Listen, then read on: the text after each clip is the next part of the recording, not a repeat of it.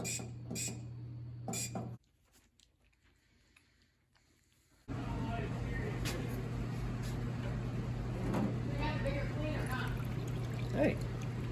is that the original coating you're talking about? Maybe? Yeah, that looks like your original coating on there.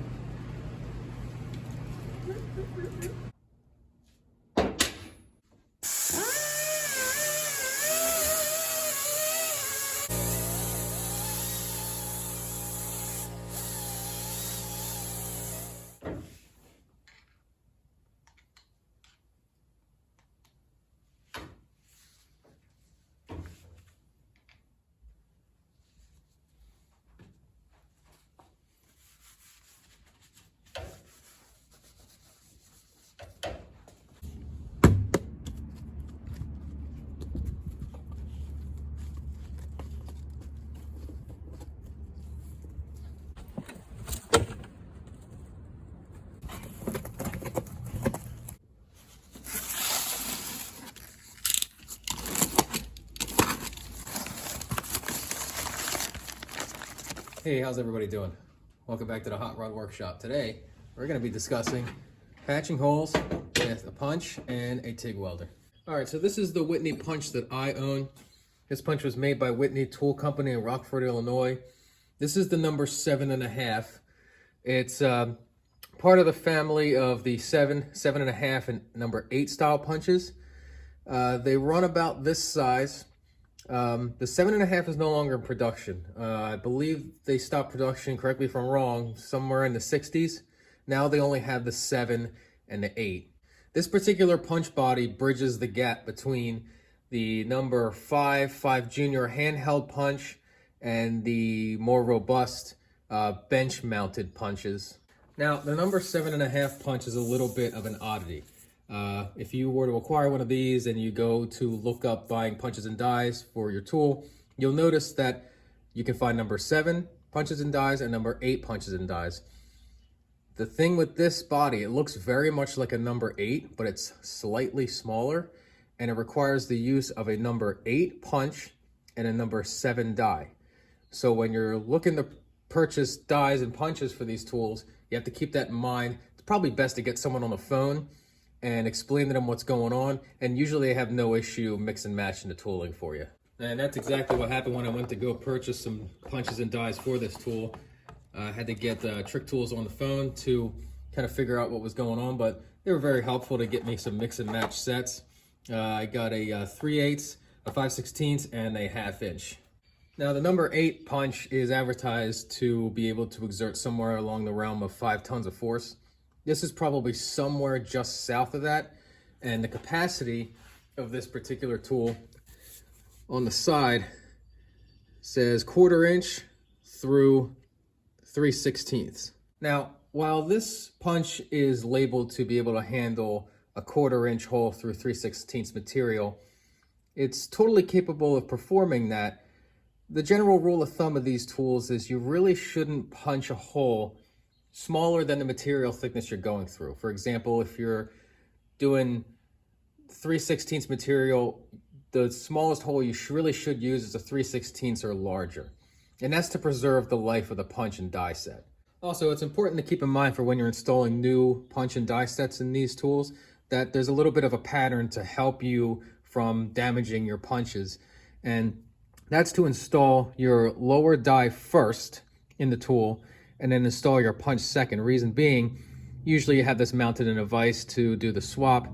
You can drop this in place from the top and it won't pass the die, fall to the floor, and end up damaging the tip of the punch. Now, one exception being the 1/2 inch punch that's installed here. Because this is the capacity of the machine, punch-wise, it will fall straight through the die. So just be mindful of when you're installing the 1/2 inch. So of course these tools are excellent for creating absolute sized holes. They have a set that is standard, 1/8 inch, 1/4 inch, 5/16, and on. And then they have the kind of intermediate where they go in 32nds of an inch. That's something that you would want for if you're doing primarily bolt holes. If you're running a 1/4 screw through a 1/4 inch hole, you're gonna have some difficulty with that. You're gonna want just a hair bigger so you can fit that screw in there. The 32nd set would be for you.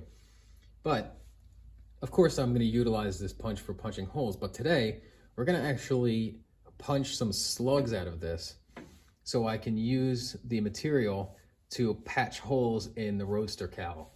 Now, all these Whitney punches have a self-centering tip on them, and you want to preserve that tip as much as possible. So when we go to punch our 16 gauge, we're going to hit it with a little bit more of a robust, hammer and punch, center punch on it. And we're going to back up the 16 gauge with a block of wood. That way the punch has a little bit more give. It's all to preserve the punch, in all honesty. And once we retrieve the slug from the die, we can always straighten it out.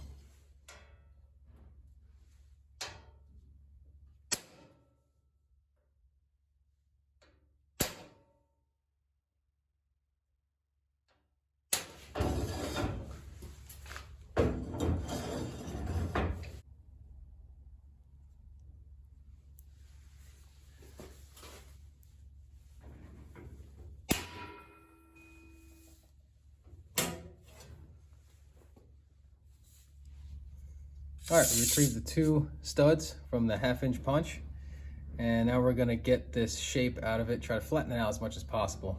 All right, now the trick to get the shape out of your slugs is to utilize a heavy flat surface like this anvil here, and just place a piece of tape pretty snug over top to capture it, and just utilize a flat body hammer and try to get that shape out.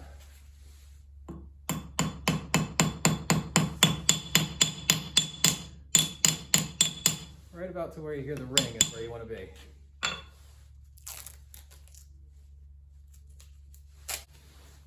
Now you're always going to have a little bit of that punch mark still there, but a quick bit with the grinder and that'll be gone. Now with straightening that out a little bit, that shape that it had, it actually grew the piece just a hair, roughly around like 20 thou bigger than a 1/2 inch. So the hole that I'm going to patch, I'm actually going to drill out just a little bit more. 9/16 would be fine.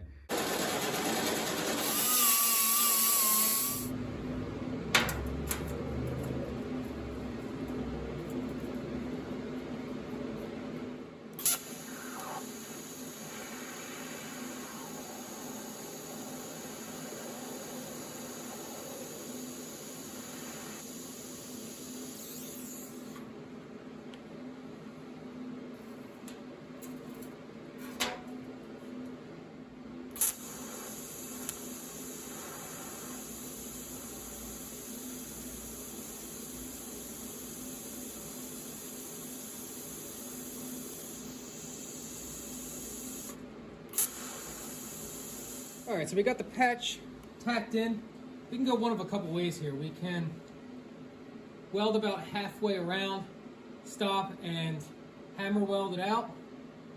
Or we can throw a piece of aluminum behind this, or copper works pretty well.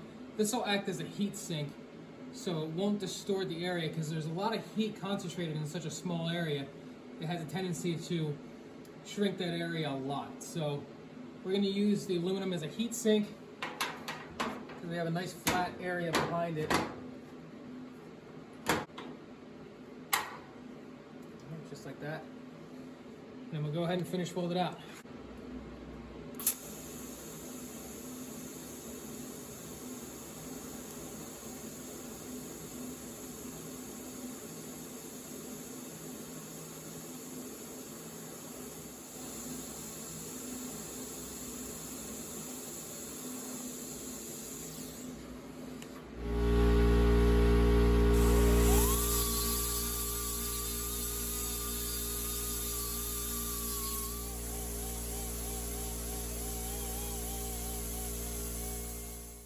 So what's the takeaway from all this? Well, I was trying to show the value of these particular punch tools, not necessarily just for punching holes, but also being able to produce a small slug for you to fill in holes, especially in firewalls. 1/2 inch, 3/8, 5/16 holes with pretty decent accuracy to the point where you can weld that out with a TIG welder. Generally in scenarios like this, people tend to run for the MIG welder because it's quick, it's easy. But but sometimes you run into problems with that. You know, MIG welders have a tendency to not get great penetration if you're moving too fast, machine's not set right, or you can end up with a very brittle weld that could end up haunting you in the back end when you're priming and painting and what have you. So it sometimes helps to have the availability of making small patches, throw them in there, and be able to TIG weld it, smooth it out nice and clean, and know that you got a nice penetrated weld. But on top of all of that, I mean, these are excellent tools. I bought this tool years ago for I think 50 bucks, and they really didn't change much from then. You can still pick them up for 50, 60 bucks. Brand new, these are a little on the pricey side, 400, 500, 600, something along those lines. But you can still get punches and dies for these, even with this particular scenario with the 7.5, you know, mix and match with the 8 punches and 7 dies or whatever. I was still able to get the dies for them and the punches. And I mean, 50 bucks plus maybe, let's say for your basic kit, another $100 to $120 for punches and dies. I mean, that's a no-brainer. So yeah, if you're running the TIG welder already and you find a hole 5/16, 3/8, something even that you can plug real quick and you already got the TIG welder set up, this is the ticket right there. Thanks for watching.